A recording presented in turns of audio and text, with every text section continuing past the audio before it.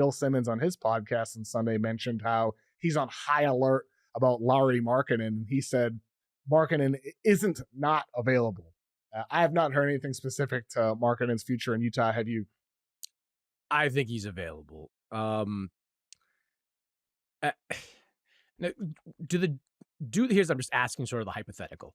Like, do the Jazz regret not getting some kind of deal done for Markkanen last year with Golden State? Hell yeah. Yeah, this is what I'm saying. Like, they did what Danny Ainge always does. You hold out for the mother load, and a lot of times it works. A lot of times you get a counterpart that is desperate. Golden State was not desperate, and they were smart not to go all in to get Lauri Markkanen on that team. But I think looking back on it, Utah, if they could do it all over again, maybe they don't push the envelope so far and they take what was on the table for Lauri Markkanen. I think that's why it kind of makes me think that if something similar comes along this year, where an offer's on the table, you can get that type of package back in return, I think Utah is going to jump at it. Like, they're not winning during this Lauri Markkanen prime window. It's not a reflection on Markkanen. He's an excellent player, but he's not really part of what they're trying to do long term. And look, I get what Austin Ainge was saying at the press conference. We're not going to tank.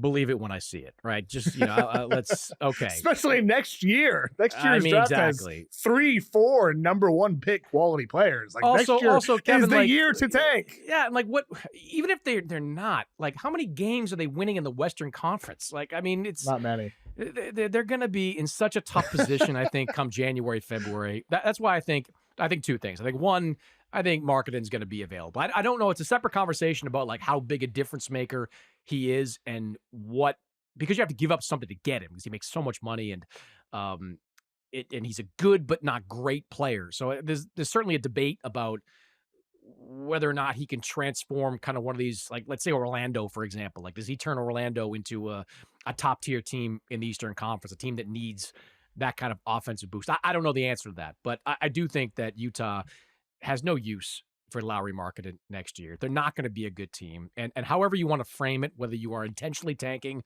or, hey, we're going to sit a bunch of guys because they're kind of injured in the second half of the season, one way or the other, it's not going to be a good year next year for the Utah Jazz. Orlando's interesting. You mentioned them because I've very interesting. I've heard that they are open to trading Cole Anthony and Jonathan Isaac with their first for an upgrade there. And I'm just trying to do the math in my head. Getting Lauri Markkanen for those 2 salaries, it's close financially, but do you have too many like 6'10" shot creators? Yeah, but Lauri's a shot maker too. Like, Lauri's a shot maker too. Like, and that's, I mean, you've watched them a ton this year. You watch them in the Boston series. Like, their defense is championship level. Like, they're good. Oh, it is. Yep. Banchero is good. Franz Wagner is good. They need one more shot maker. Now, maybe Lauri Markkanen is not ideal. I'd probably want somebody in the backcourt that's more of a shot maker than, a 6'10" forward who kind of clutters things up a little bit with Paolo and with Franz. But if that's on the table, if that's available, I would be surprised if Orlando didn't make a move. Like, they finished the year, what is the 7 seed in the East? Like, they're one shot maker away, one offensive player away, I think, from being a top 4 team again. Like, they're right there, I think, on the cusp. Organic improvements, they're going to get better, and one more offensive player, they're legit. They're a team I'm really watching because they've got some young pieces out there. They've got some draft capital. I mean, if they're willing to deal Jonathan Isaac, I mean, they've kept him for, I think, 37 years, like, through every injury that he's had during his career. But that's a team that I think is going to be aggressively looking for an offensive player.